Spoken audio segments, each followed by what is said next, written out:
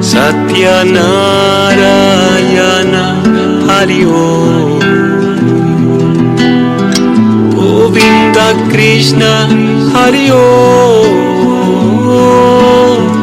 Gopala Krishna Hari Om.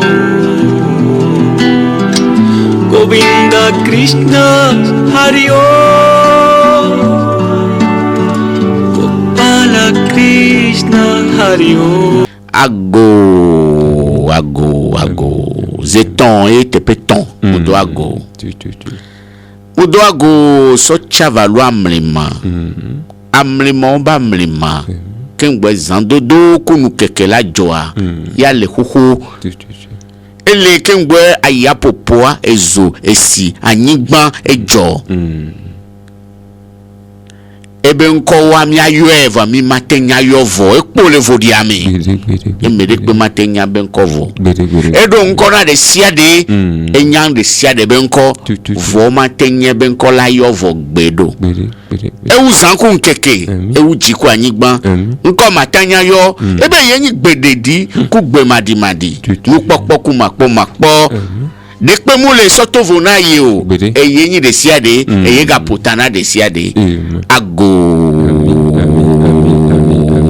mi chava lui ye ben ko manya yoa so po mla kekea mi la nyigban so chava lui yo togbe o ko we to ba fojibe ayo e le mo vovovo le siade mi ye mi le chava lu anyigban le yo amagbe o ebe ye nya chela magbe mi eye nya chela nyigban mi eye nyi toglija topoleji topoledo enu les dolo mi le po mla eye mi le anyigbangan le yebe tepe kokwere pepe temple meya ashram meya avede meya zogbede jia torebe tumea tore toya apure gboya exame ya nkeke meya moze plenu ya asito meya enwa le do mimnya nko ke mi ayona o nya yo po be agbe de do nukuku me nukuku ne ho agbe owe so amakpa pupu so amakpa mumu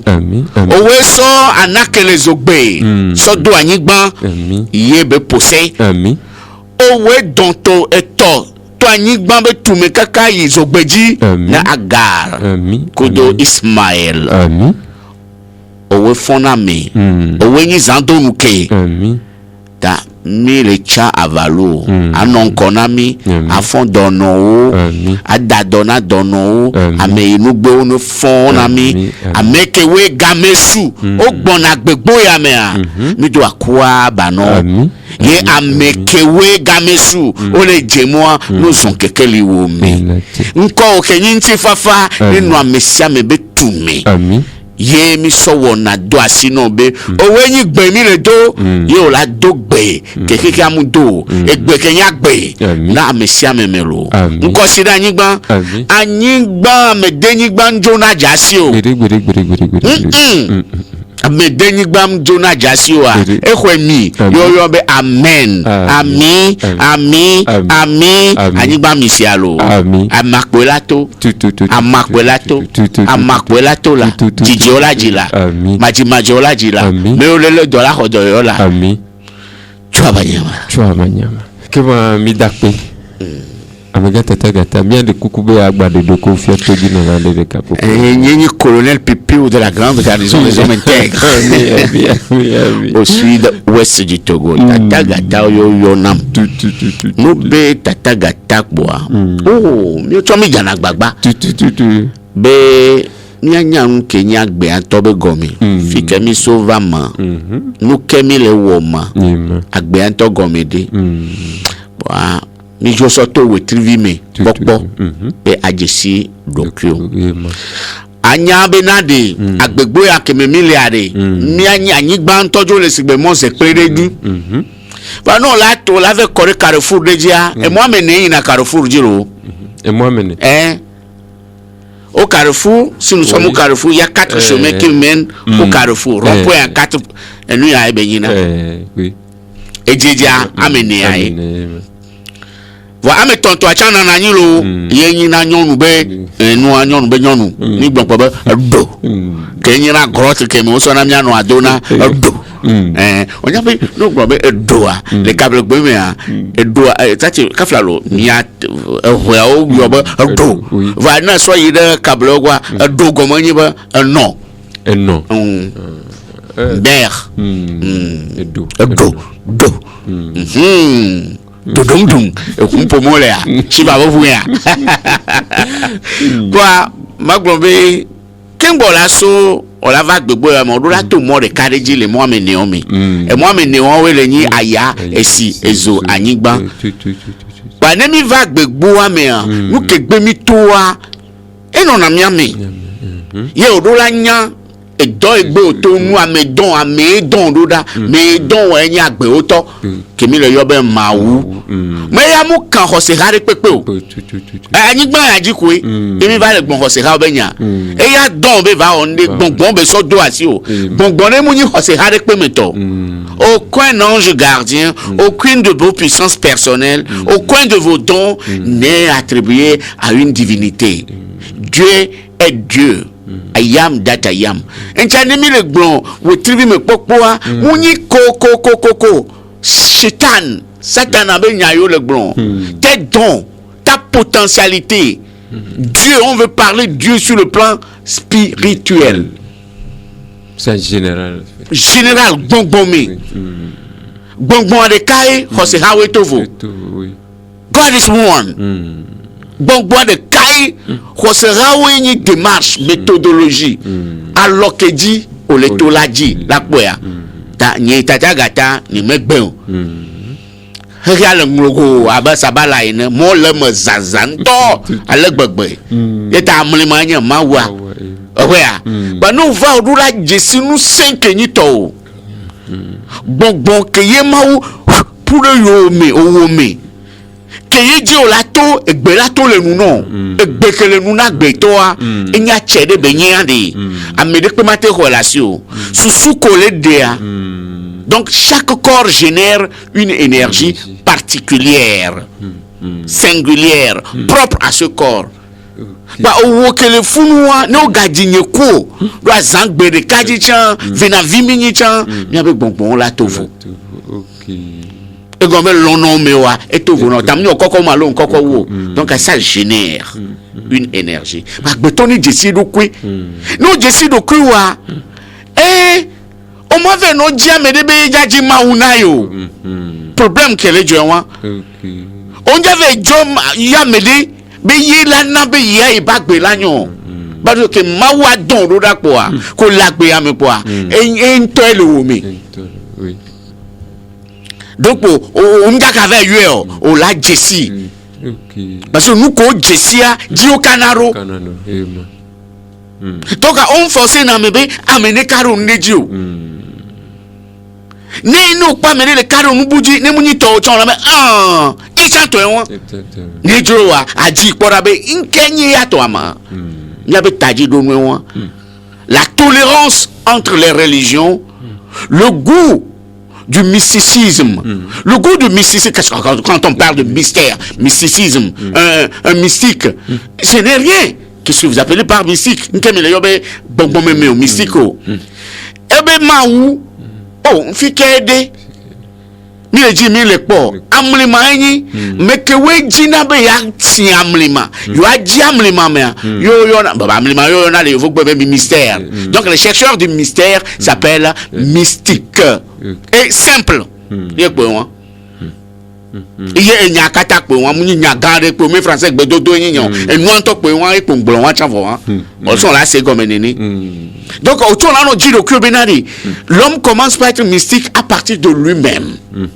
Fika mo to nu ka ta mala ku drido nu ka ta maglonya ko vem do atonya na nyika ka va kudi fika yimo le amagbe yo na la fio ke ngode makedu o pocha fudala bu asa donc le ke mokata nyona no modele miama bo miaji amawanto to miama ke Faut manye banu ya yo bon le Bible ma. Ou bon le Al-Quran ma. Alors Bhagavad Gita ma. Manye ba mo manyo. Va amo la ga tuodo ba na yida nko.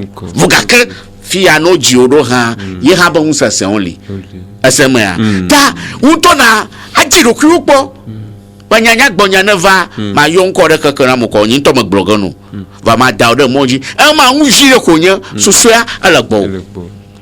Nusi sio konya amotala konya mani ma jodo yireka ako afo tana jiba ayom ya mi magba mi vo na jiba ayom ko ade 90 14 80 42 90 29 92 26 ayokwa a rendez-vous agaka mami khona mari Bladagba, Yauragba, Shidagba, Shidagba, Mamadagba. So nda ganyiko va koro gavio vo komikpa do la tokpadia mi ho mi dinarema ayire chaputo kwa ya fefele ado ajepla hehealo ala va sie na mo wo kwa ka va na yin ka kwa avo you shot ala va sie ta nyama black na la tokpadia yo I'm a mystic romantic man. Mystic romantic. Eh la va viento. La toka di ko do onyu ko no chaputu ko no ayaro ayafe fero ho ko ano do ajeple keke ayin blema vida agbugbo jinama récréation. La récréation. Se récréer. Hein? Au soir, si tu ne fais rien, il faut dormir, pourquoi pas? Il faut dormir pour se recréer, pourquoi pas? Oui, c'est ça. C'est ça. Ok. Comment midakpe. Le madidinyaware.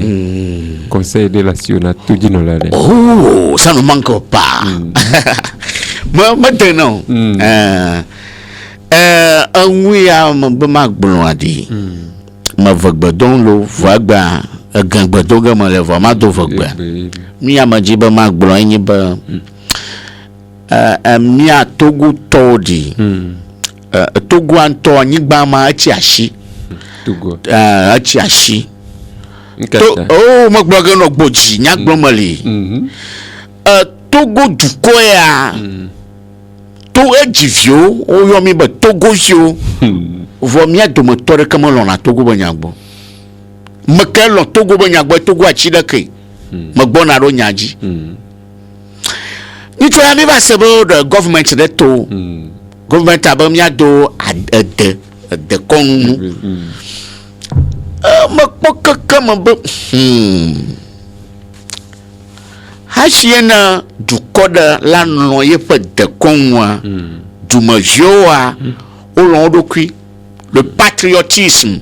Le nationalisme, ce sont des vertus qui nous poussent à connaître notre tradition, en étant fiers de nous, la fierté d'être d'un pays, d'une nationalité. Malamiamo, Malio. Aina galva vyenye ba miya de kongu sumo miya togotoa mi maji. Ba mbiawo de kon sumo du ko ine mas de kon ba sumo goma matenwa wo yepe de kon wona o. Je voudrais dire que le peuple qui se déracine de sa culture et de sa croyance, surtout je voulais parler de la croyance, ne peut pas nous dire, espérer nous dire qu'il y a la culture, ou bien, oui, culture à part, tradition à part, et la religion à part. Le miatokbobe renouadi. Miatokbobe renouadi. La fille de Pekpeade, agbeto la gbena ebe sumo. L'homme vit pour la divinité. Au matin donc on a vieux. Yo m'appelle Bokboko le sumo. O mate danu la du ye munyibe tonkonko le sumo yenti o le danu ado enya ototo mule ayale se anyigba le se eto le se keka le se ma gbeto be nya gbromulo on m'a témoin doit ouder ye on m'a fait le corps 500 wantio ndé pépé jonaso 500 mais à la paille potia oh culture hein de quand nous on a to vona sumo sumo de quand nous on que joso sumo sumo me gayi gaji que ne le benamia dokwa mi matin no doa wo enu ko mi duna eso na mi abe sumo sumo me mi abe de ko nu be nu ko mi duna eso na mi abe sumo sumo me nous faisons tout pour plaire à la divinité de notre foi. La civilisation gréco-romaine wachan o le subonde shivato chan o le subonde shivato mate va do ajobo benu jamais om dana jenkume na shivao ebe ko a ye ablaba udodo wa mi le digbongbon ke mi subona le mi ade aye nene be yi ne wa va egbemea o la yo agbeto be enyi garant de juste coutume le dit la pomposo mi abe tokbe o nchi o la se po la be o be tokbe yanyi garant de juste coutume voix moule de ko nous be sumo sumo me o c'est aberrant, ça ne suit pas la logique. Non, c'est pas vrai. Avant d'être un garant des justes coutumes, un chef qui va garantir la survie de la tradition cultuelle, tu dois être forcément un initié de la chose.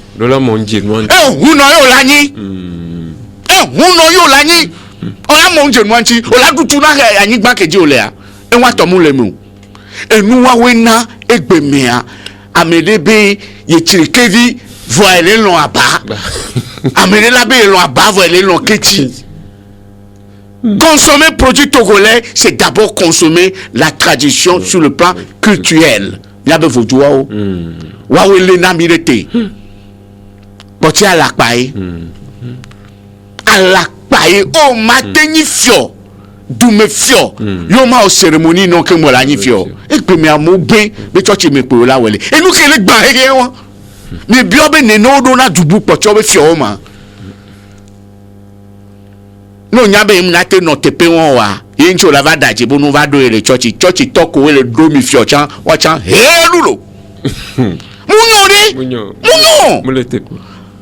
Bien sûr, un chef traditionnel, en tant que garant de justes coutumes, peut être, ou peut devenir, peut accepter d'être un mystique, dans le sens laïque des choses. Un mystique veut dire quelqu'un qui cherche à comprendre d'autres réalités, qui est au-delà de la tradition de ses ancêtres.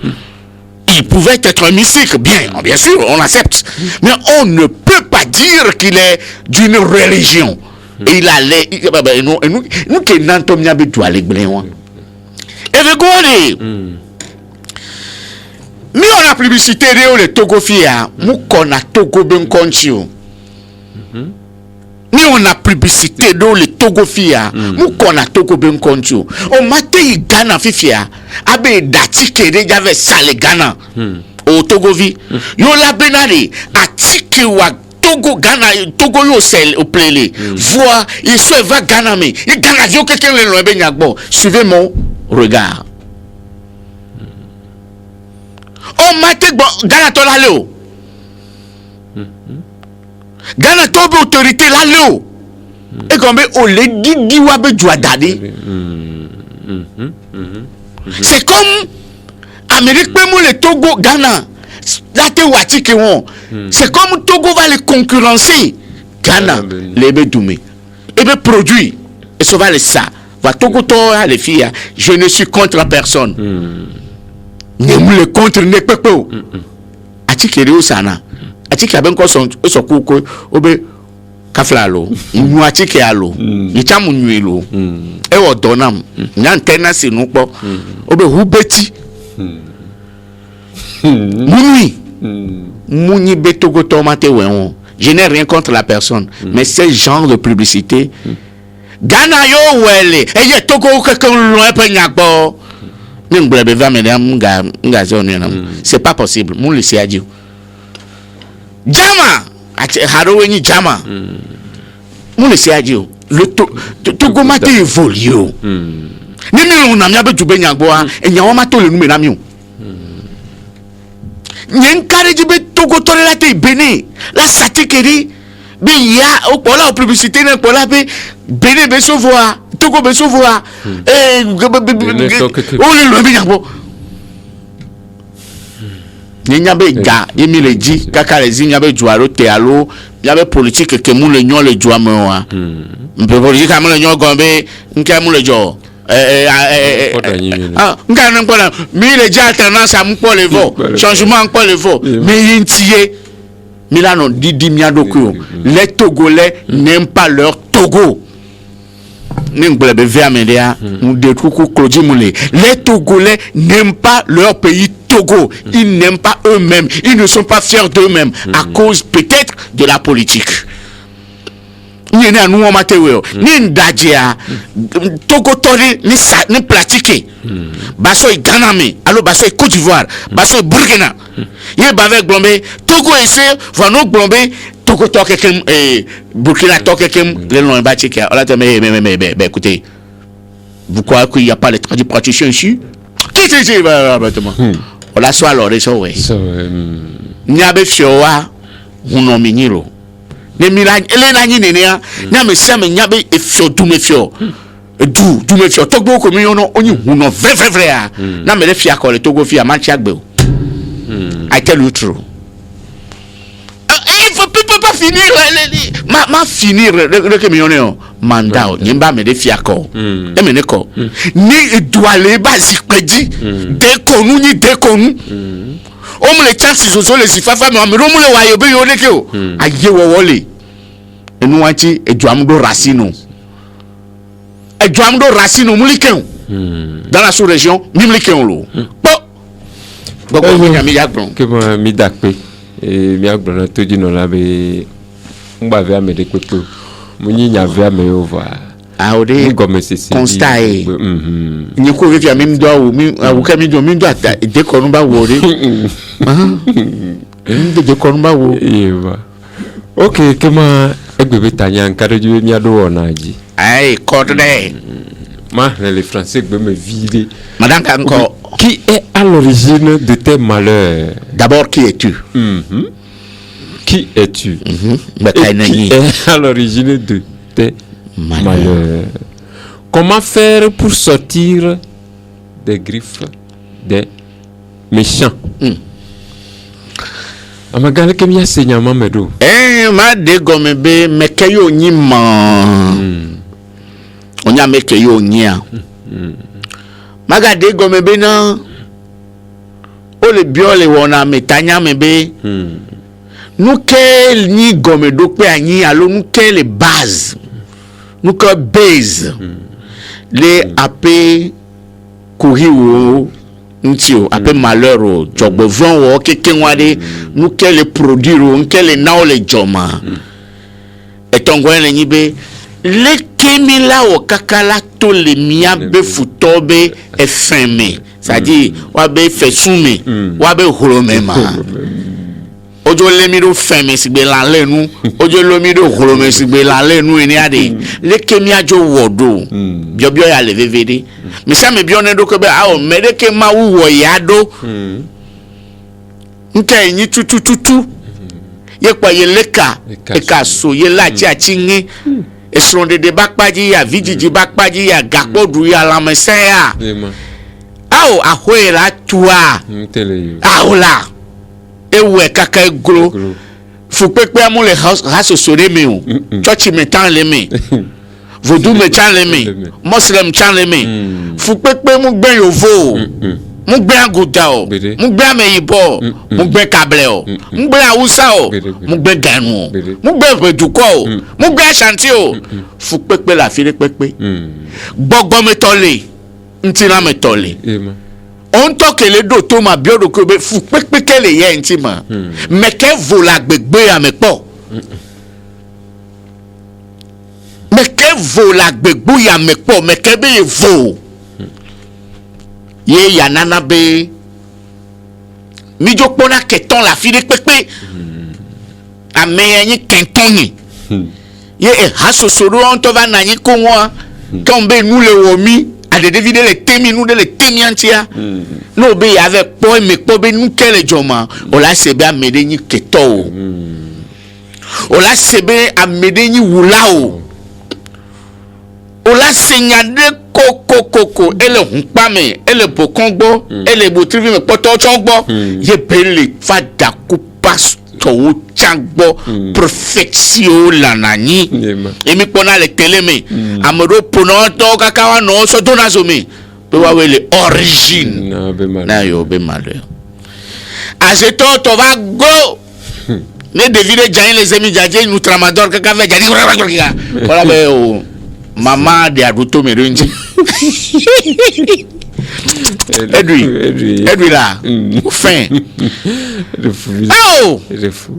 Et fiare, bio en le bena de. Mekemi nyim. Yen keye le gomina agbetobe fukpepe ma. Ndibe mi ahunka. Quelques minutes, 5 minutes, na mede chambado nyawanti na mikpo. Alors on se prépare. Donc à mede chane do enyanti na mi. Benade, si vous voulez qu'un blanc yade. Nous ke tout ye les bases na et noir ma. Mais Kenya me mede le volak be me fia. Et on a un président fort à yavo et oui. Ve bien quoi. Et on a be papa que mi on a be François et vous à l'akbaé et on a be mon soeur gang que le Togo fi on a be et donc ma bariga oh mi on a me ben ko pata no et a jo foma tata e bo jo fo bon wa oui mais keye voma gâteau mouveau ou ameno mouveau donno mouveau la me c'est ton mouveau mi hakale ntila me mi hakale gbongbon me gbetore pe mouveau vraiment wa ko yo mi le mais kento les bases na gbetobe e fun pepe ma zane ya fiade o la yo nomba ya le fi 92 36 40 45 ye o labdo o chan o lagblonto wa be mekeni keto o ma lele ko la tento le numéro milana 5 minutes le gbon be mi no play game na mia mi jo le gbin egbe mi ga va ke lo mu le da pe na me ko we play game alo mu le da pe lo ye mi le gbon ya be o chan ado nyanti 92 36 40 45 mille radio métropolis dit bena nyake mi daria leke bele ruma ni musique ile la tenania ne nyano sera o chano le tojia adointi agbon vide mi ocha mi ase e dube nu dudu america mu dunio ni ma jaba america na duo ma deba du kwana do amanga so musique na ma so musique fere ma tano vire il fi ona musique Govinda Krishna Hari Om Gopala Krishna Hari Om Govinda Krishna Hari Om Gopala Krishna Hari Om Narayana Hari Om Narayana Hari Om Narayana Hari Om. Numéro que Jimmy a eu le 92 36 40 45 et abanyanta tagata le bioso du kwa bobe miayo le miado le nebe nyanti. Allô? Allô? Ah, bonsoir. Saidi. Israël. Aha, Israël. Et nous, amega le toji. Benare. Mais il y a une question qu'on dit à va seulement répondre. Oui, oui, émission à journaliste, je me dis quoi. Calmado a connu un peu de journaliste nous cacalo. Yo. Enyo. Eyo akpelo mille biobede kupeni. Mille biobede e fukpepe jole heke yami. Me de pe mouvo. Nkeye le base na miakata le fukpepe yamema. Ye le kimila okingwela to le fukpepe mo. To gbobe church ole, hose haole, va ayadudu ya mo tote. Démocratie va la vidéo. Et nous va gake nkele jo akwele jo. Nkeye nyemiabe keto kuma. No chole to diade. Ayo 92 36 40 45 lo. Il y a ce musique à vidéo mais là non to di fo.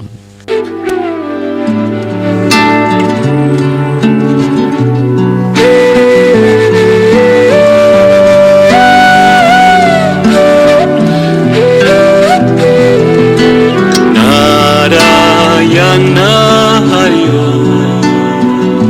Satya Narayana Hariyo Narayana Hariyo Satya Narayana Hariyo Govinda Krishna Hariyo Gopala Krishna Hariyo Govinda Krishna Hariyo Gopala Krishna Hariyo Narayana Hariyo Yo enyo ma midakpe ma mi asogbe asona mi ganto Eyo mi adakpe na etoji no lova mi leji na mi de ponya de be asokpe a ela ti sokpe fan nuke le ni mi abe ko hugban nke owo kele do to ma nke yo nyin me ke yo nyin yinke nti o le pe fudo nke nti o le po be yo mi chichi le no ye nti o zanzan azeo le dompone azeo le dompona ye omuntu afile pepe yo mse ko ba zele dompona o ye nyin kwa mere pepe ke ye elagbe amepo a mouvon be ke tore le nti o vonvon no na miaka tamianti na medeja na wasi o la kwa to vona coronavirus ya lo na mere kusino be anu ya mere obi na be manu ya vonvon le keke anti nkenti ma na be mi le pe fu ma gbudo nti do tonyaji menye penye wo ma gbon be de no gbe Jehovah gbe amele wo trivileji yo gbe te polire apo a yo Jehovah nge po ade oso aya yin gbesi egbere po lasi nude o la khoso ma wu me va ko gbo konti la apo a gbesi aleje gomi yenti be gbeside o nona menti tellement be ken boye de via la ko de bo jichan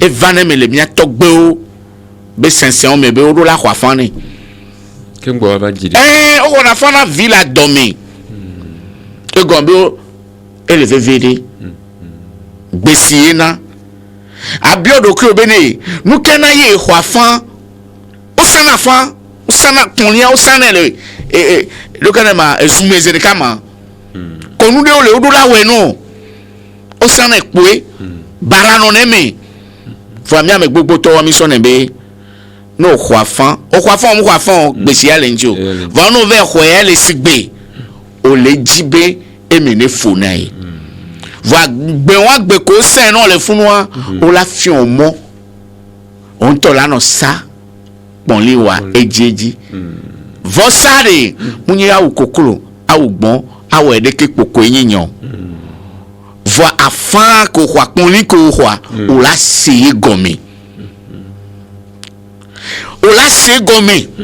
le wo tv me popo me no pa we trivi wa na wa o pa we trivi on pa we trivi ko gbejo ya po a gbesi le we trivi wa mi nu maye o fu pepe o le we trivi wa mi o gbe on lon ko gbe ko nti na po a o trozu mo ze plenu o le sigbe Carrefour o le sigbe Atisoga pe to Atisoga yo yin donc pon li ko te so maume jojo meke la siwa ye gbesi karma Atisoga wa ye be bara nono meke lesia ye be fumi pena. L'homme souffre à cause de son mauvais karma. Point tiré. Ne azeto don pono zokato duzo oleledo enumule nyona o nyawe ne gate nyiba zeto egale don pono cha gbesi wa be gbegble yina zeto pomo lencho nuancho sana ponli ke yo tele zoomea o sana be mu gajova ejo na pe egon me wa de kaji pe o la sendo amedela no biom fifi be de daga nya anyi church to e mo oji oni church to ma mo ni church to mo ni muslim to mo kan bo ni jure mi to alo le hosere ami agbegbo ya me be si eyin be on to elon ava yo do la savo Atisoga to gomenyi be l'homme tu es composé de 4 éléments et le feu et l'air et l'eau et les je sais pas. Il y a le 5e qui est l'éther, qui est la fleur de lotus ou la fleur de la rose qui va s'éclore.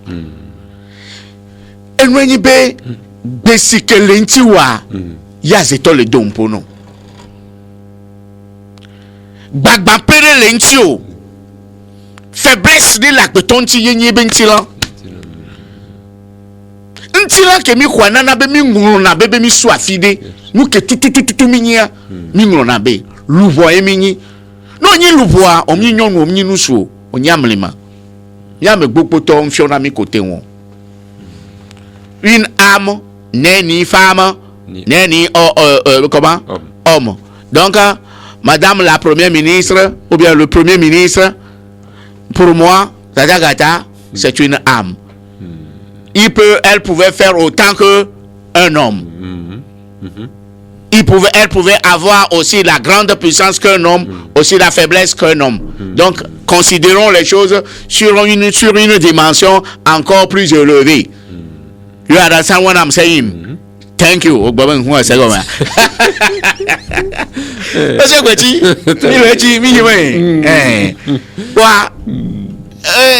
Âme n'est pas cabier, âme n'est pas élevé, âme n'est pas africain, âme n'est pas européen, âme n'a pas de religion. Âme est universelle. God is one. Vanemi hontilan ya kwa. Ntila be jojo kojo be exigence nanabe dolele hena kuve ayadudwa be hena kuva bleu kwa evana no la fide na mede so gbeji na mede le tono bena azeto de plodoa long voanye bena na azeto le ployedo ye mu le do chance wa munyi be ye wonu de na zevoa ponli de ke yento ete o kokponli o mu kokponli o jojo mekele yenti agbeto ke yenyi akeke ya mebesea ele nabena nous la jorincho donc a ponli gbegbe ole into sanero e kuko java kuwa ele ponli ame e doko java djea ele ponli ame c'est le destin, c'est le mauvais destin, le mauvais sort qui fait que le sorcier ou la négativité peut t'atteindre. Quel qu'en soit le cas, elle est. Oh, comment? Pourquoi Fada même il souffre? Hein? Mais pourquoi Jésus lui-même il a souffert? Tu crois que Bouddha lui-même il n'a pas souffert? Chia! Tu crois que moi qui parle ici, je suis très puissant? C'est quoi? L'homme, c'est la chair. Il faut lutter contre la chair. La chair avec ses exigences. Et ça, c'est loi.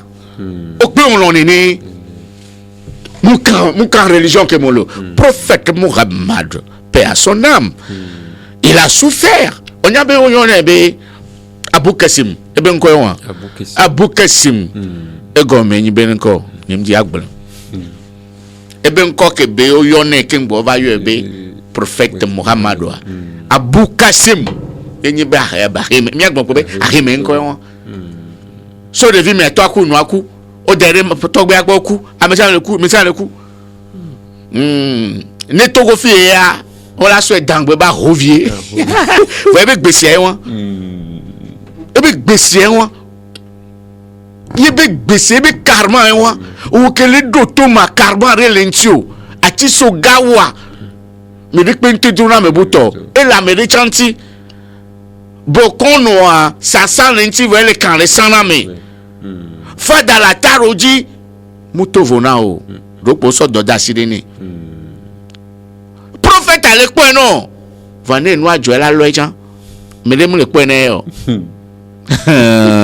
entia jesi dokyo merenga blobe azele dom pono kwa son ku ton mede o nye nimbe ma po nu ko mu le po le gbon nya ma dogbe na gbeto la coudon la pour nous faire oh voilà mission na misisi mi gbanbe ne munyi be mi abe karma yewa nu ya maten joro mi ajio ne elole wa nke jono loviola va no li asita meno gbeshi ana lanchiwa ena mo jojom da jio talako khana gbeshi adu malaka ka so malachi achinga so manya tonya madovi manya tonya maju nyama tua fola mahamla shinyo oh de fulo masavo dokoe madidimo o ba paso mi ayire paso bola o ba mala mi do bo mami ami shishi to de la fi ma shiami awu kaka engulo Mereka varre jojo batata gata mayaboga kela. I will tell you truth today, but blogger now. Ko wachi sogana zwazoli. Lako uko na machiba mabachi sogado. Ba adola do foda la bogbom. C'est-à-dire que agbetome a to gbo be nu gbogbo won le jore jiwa viviti mo na dan o mo po jiwo no jiwo na gbogbo jiro ko jiwo lan chilama gbeshi ara no nchi o agba gbeshi abahaha a yenya maushi le ala Yesu Kristo ama o savo ana we ma le wo chon bo ko seta no da shita no ko atozo ama yeye ejemo yeye wa do nko bunu ejedu nko asiaba nka jadu ko manyi ba na duje ko jado ngona duje nko nyi ba initiation initiate the first initiation is the baptism wa gbogbo ji o da kan o gbogbo ji wa ya aforeka ko ina da o ji oye ti adora chi le gbogbo mo if you aso that's all no adora chi le gbogbo mo amala rose croix to gbogbo na ba rose croix achisoga ina flower la dodomenea flower enye luvoa ka luvo ma do la klanga kala du achisoga waji ka kali na du vivichiji ka kali na kala vivima lumière sur ombre ye ko gbomi le ma le hindu to gbo oyo na ndeba padma enye ba flower do na ba lotus atona le toji toflo machina gumo makuna ha alona toji atoji ka adu wa pachi sogaji achi sogal firma le yindu togbo a yenye tohoho les eaux causales les eaux primordiales tu es cette fleur de lumière qui émerge des eaux causales, c'est-à-dire que tu viens de vaincre les vicissitudes de cette vie. L'eau constitue alors la croix ou le karma. C'est pourquoi nous chantons Om Mani Padme Hum. C'est supposé que en chantant ça, tu peux être au-dessus de la chose. Forcera le vo. Forcera le vo. Muslim tochan. Ochon yon encore. Oyo ni mo ti be mayemo. Ye mia de kongu. Nuya. Wea onyi ba no ko khwafa no kwa. O sagano le. Kpo mo zereka. A chinon. Bedoronu. A savono. A hekudonu. A hekbeshino. Le nu yon le kponya mo po hegano. Voa. Akpoto. Beshiko no amanchi nu barajoro amanji ya amanji ba amanji amanase ni onani o le butame be amede le okuvo ndo jesi dokuo o mnya gbesikele nti wa o mle bio dokuo be nadi nu kena yejipo nu ya le jore wa you lost your time amede mu gana enu be adagble ke gbe ganu po a egbe ngami o le funu egbe ala mi opo o mate wu aseto o keke o se pobo ke gbe na me po a epo aseto ngale o po a you lost your time o le bledoku nyanyi mate nto no fifi be na de ma wo nde no po epo ye o la to le gbesi o me a o kembo la to le gbesi me a o la to le lan le no be fin me a church to gbo na be nous ne luttons pas contre la chair et le sang, mais nous luttons contre les puissances et les dominations de ce monde. Et comme bon me benyaye. Bon me benyaye. Kembo la du ape ponli e ano savori kaka va du dia. So pobe londo ki obenyagbo. Mi ngona tutu bon do la tu dois t'aimer. Aime-toi toi-même. Le colon a mentado ki obenyagbo ro jedoku on. Muni nous voyons et nous que la siwa ni tchotino. La foi commence par aime-toi toi-même. Si tu n'aimes pas toi-même, comment est-ce que tu peux avoir la foi? Si tu n'aimes pas toi-même, comment est-ce que tu peux aimer celui qui t'a créé? Si tu n'aimes pas que tu es togolais, comment est-ce que Togo peut évoluer? Si tu n'aimes pas ce que tu es, ça veut dire que tu rejettes ton créateur. Odola ouais ao apoto melon muya manya va même mieux dog evegouan non lombe ye le deuxième non lombe ye nene noalea ola glona maube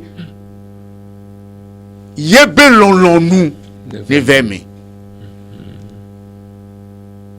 Tu ne peux plus dicter quelque chose à Dieu. Mawa dobe lono nouveau. Oh mativa no tunebe papa megbe nglobe dana mawashia damawashi ni la datukim ne la ketonye wela you lost your time dasi ketonevo nde le joruju ngakpo mi omo ngakpo du sijo.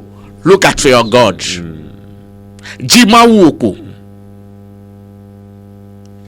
etongwa awon tepe wo se na dokyo ngbanyi so wo ese na dokyo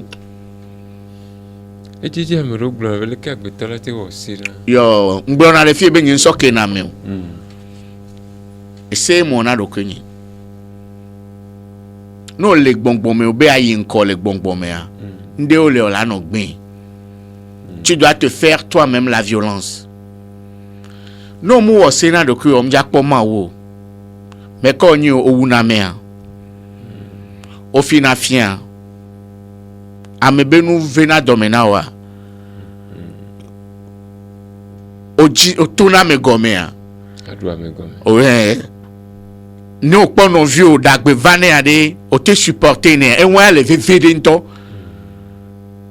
ne nu nyona no vieux ade e jona jinawa kafla ne mi la hwede me hokaya humi ye amerenyi trosu bola o ni church to no kpotro subola wa ni ple hun fifi alo etu ahwe de ko la glona ma wo a o ma wu atro subola wa ya etu anyi gben ple hun ni kele subo vanvan o mu we na mo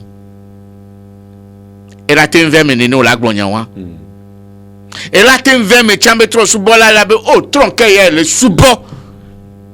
Ya me sia me to le jo le nyon. Tronqué me le ntochan. Amoto nyon voye chen to galere ke pou ma. Efiombe susuke le noisi wa. Yenyibe omule jedoku onu. Vano wo sena doku wa. Ola glome yema envia me o. Yela no yo ereke nu kenti le yo ma wo de kedwa yema onu yo. No ese wan ela nabo la duji. Ese yenyi ma wo yenglona. Ale gbegbe ni sore ya mule gbon be mule do. Ne severe. Mutona vinye be no yo shiva ma imava. Yentonje mole yi kumasi monji. Do afide mu ina vele na sire. Munyi paso gbo mu ino me faja gbo me huno pa me. Eto e mo vele na do kosenyeta. Eto e mo le na. Na jode jen ko mo le ni. Ko ma do na go le mo ya nya tepe. Wa gbo yin te do to atoke ngbe e gadi di. Nu kenti mvele o mission ya. E hake di le to me na ma ni so amro be fa fifi jan do nko jino. Le kama blamise. Oji hade hanchin tom vado. Hanchin tom gagale ngobe alo gbongbam jibe ma magbole wa. Mele ngobe. Wanji na me le fie. E yo donam e na nyamanyi pa nyamanyi church to. Nyama yo na Yesu le nyepa betotoro mu. Voi adero kui fiam. Ayi na me sera le gbogbo mo kwa. Anu maka tachi. Do yo vaser kan mo ko to agbo han. Mo re gbogbo gara mi fia ba Yesu ye dado a nyama ine dado. Voi mo nyaba mo le sereji. Se ya ji mo le na do kunya. Se aye na magbe. Nyama ine do ba mo gblon la fia ba sereji mo nona gbogbo o vana. Even Buddha o ha, Muslim to ha, Togbenye o ha, Astronya pa jumanu se o ha, Hadodo nyamanu se o ha, o vana. Ta aya fufu amanya fi ofu to yiyim da fika sai na ona dokyo. Na jodo jinya hihia nyama pe gbogboga ba amaya ye dusumu. Roba man la na ba kpokpota manwa biaga bari, nka mawa, fika ma jagoali. Anu ya va jojo ndo jinyama. Nyegba kplo mo globa na mo we ya kona kom akpo vinyoji ka agoke ma je ha. Asama blamo. Ma wala baje. Mo wonda na ko. Ka fiya na won von le yeta mo bulanchi. Ba shie no amanchi ya zekpo mo la manchi lo. Ama ba gbashi von ye na zekpo amado. Que Jidokyo de Popo, la libération de Popo Katutu, yena jigba, nemi gbogblomba Katutua, ne me gbogblomba Yesuye, alo Budayo, wasena dokyo, ekpoto maton, nyakaya, alili mie, wasena dokyo. Moi je ne sais pas si on dit la libération, c'est Jésus qui libère, ou Krishna qui libère, ou Muslim qui libère. Jésus, Krishna, autre là, ce sont des quoi? Bon, comme Yesu anto aselo. Eti nyen ngborabe grâce mulo. La loi, c'est la loi. La nature est régie par certains principes. Si vous ne respectez ça, vous ne pouvez pas réussir. Donc, cherchez d'abord la délivrance, la libération, et vous n'aurez pas de problème. La délivrance et la libération, c'est que vous êtes un avec Dieu. Comment est-ce que vous voulez vous libérer et que vous êtes chrétien, vous êtes contre les islamistes? Comment est-ce que tu es musulman et tu penses que tu es libéré, mais tu n'aimes pas ton frère chrétien? Comment est-ce que toi tu es bouddhiste et tu es contre les hindous? You have to be free. Libère-toi dans ton mental. Dieu, tu ne le connais pas. Fais une loi sur laquelle toi-même tu marches. Mais la loi des religions peut te faire devenir aigri contre les autres. ne amede le dogbeda le kpato kpanama ne Yesu be le yo Jesu mu vona feke Yesu no wene a wena in chance Yesu ame utoya kaka satoya ne nkwe ne o no wene cha wena nyicha na medele hwe na myo ringe kyo na myo rege le patwa mana ika me na chene ba chena ha lo e ko jimi le na myo rege kyo na ma liwa nya ha mo ge po na mede le wo de la fille ne nyon ne ba nyon na gade mo no le dogbeda ye gbedo da mu le dina wa gbona do kube Yesu ya ke ya mero yona be nyona ne nyono ne ba nyona nyicha la chego la chema grumada la chegudu mo la cheto echevo c'est que nous nous limitons ye ngajibe yakpo meke wo nukumu on appelle ça mirage. Garo me wa no le gbongbo mo la ba ko bi amede le dumpu no la gbe me fi ya gbogbo si apo le dumpu ne ga ba ne ba ba dumpu no on to gbe si wa ye ga sisite amuru radio gbogbo fon ke le nti wa ye le na ba mo le si tele panko yo la ga don panko me wa e le si gbe a o le si le toto kwa e kwa davatore pe ba be attrape moi d'abord e ko be so ko devi o po si jo loko la o la jamoro la ron to me la jamoro be oh mi va sonner na magba kore ma pudu to pa sa dava to wan to pa you lost your time you autre joie d'avoir toi